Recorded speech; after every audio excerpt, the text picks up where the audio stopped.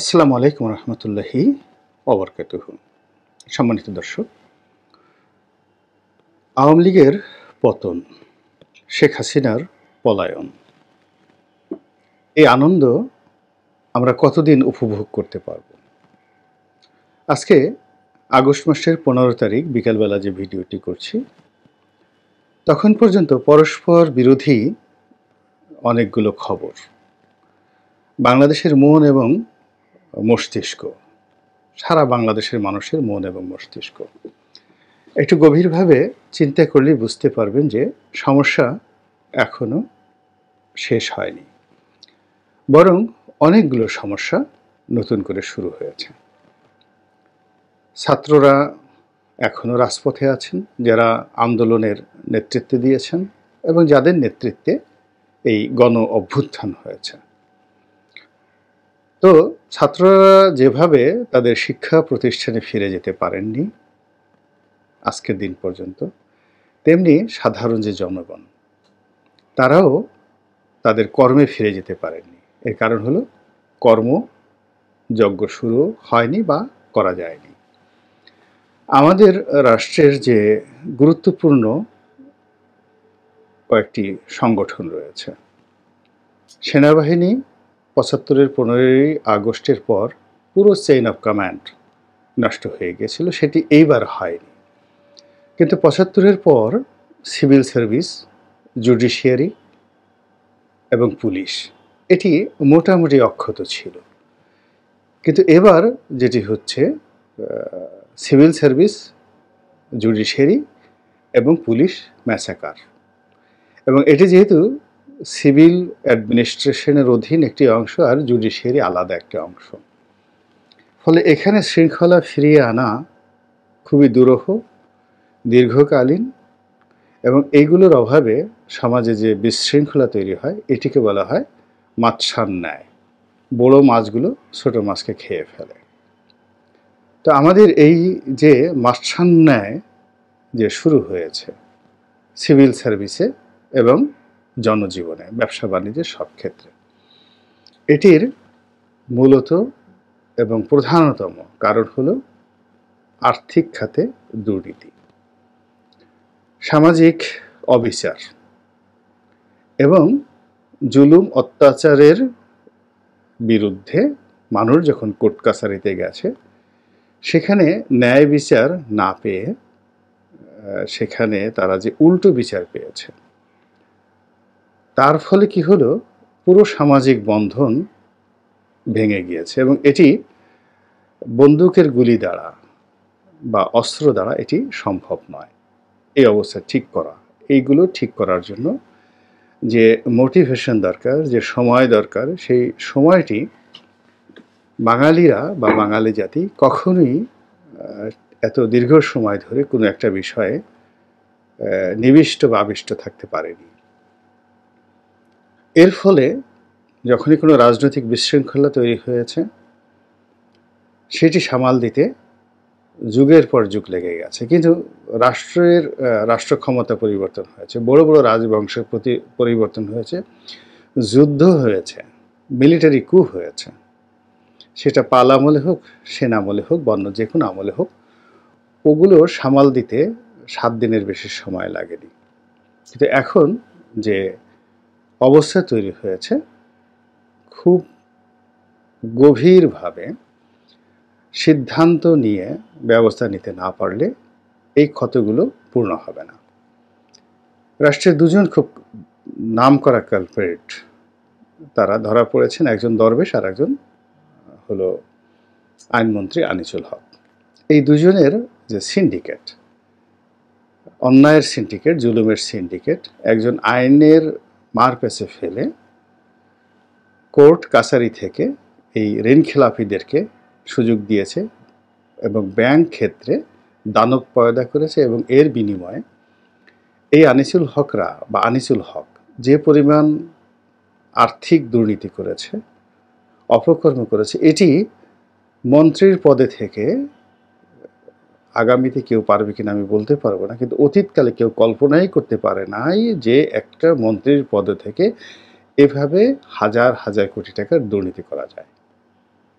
2 নম্বর হলো এই আনিসুল হক তার সহযোগী হয়ে সালমানের মতো লোক, সালমান কিন্তু আসলে বেকুব, বোকা প্রকৃতির মানুষ, সেন্টিমেন্টাল, এবং তার আইকিউ লেভেলও অনেক কম। মানে তার চেয়ে সাধারণত তার আপনজন যারা আছেন, কাছের মানুষ যারা আছেন, বন্ধুবান্ধব আছেন, 20 বছরের অন অ্যাভারেজে যাদের বয়স কম, তাদের সঙ্গে এই লোকটির বন্ধুত্ব গড়ে ওঠে। এবং এটি সে যে কত বড় নির্বোধ এবং বেকুব, আপনি তার লুঙ্গি পরার স্টাইল, তার দাড়ি কামানো, চুলে মেহেদি দেওয়া, গ্রেপ্তার হওয়া, তারপর ভয়ে বমি করে দেওয়া, যখন কোর্টে, সিএমএম কোর্টে তাকে উঠানো হলো, তিনি ভয়ে বমি করে দিয়েছেন।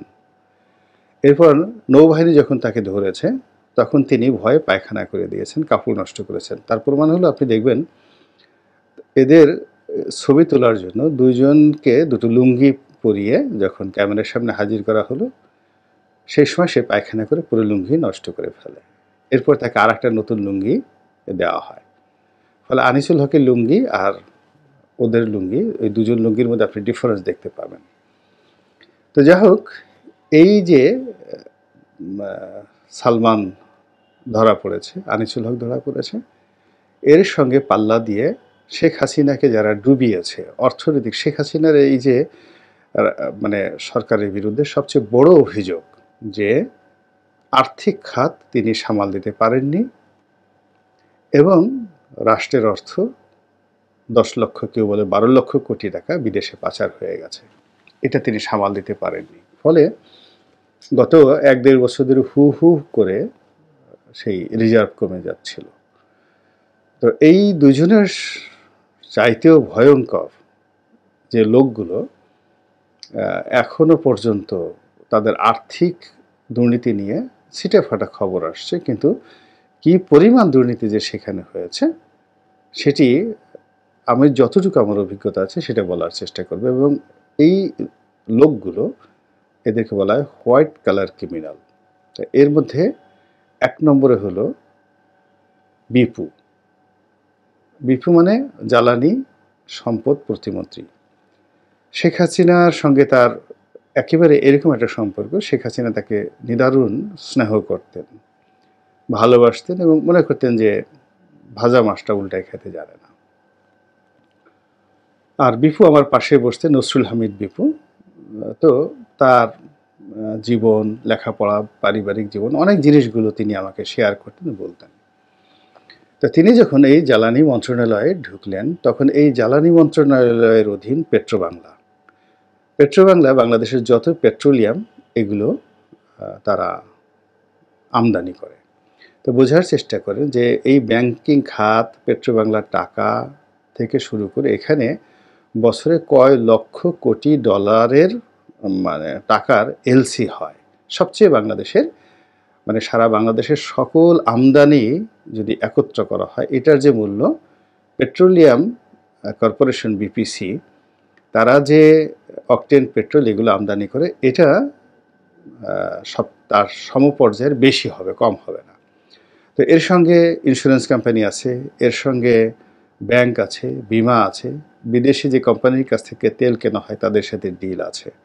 ফলে এখানে কি পরিমাণ অর্থ লেনদেন হয় অসৎ হলে, এটি সালমান কল্পনাও করতে পারে না। এই কাজটি করেছে বিপু। এরপরে এই মন্ত্রণালয়ের অধীন হলো গ্যাস সেক্টর, অর্থাৎ এই যে বিভিন্ন গ্যাস সেক্টরের আমরা যে গ্যাসগুলো উত্তোলন করি কূপ থেকে, শেভরন থেকে অন্যান্য বিদেশি কোম্পানিকে আমরা পেমেন্ট করি, এবং এই কর্মে লক্ষ কোটি ডলার যে লেনদেন হয় তার একটা অংশ এই জ্বালানি মন্ত্রণালয় যদি দুর্নীতিবাজ হয় তাদের ভাগে যায়।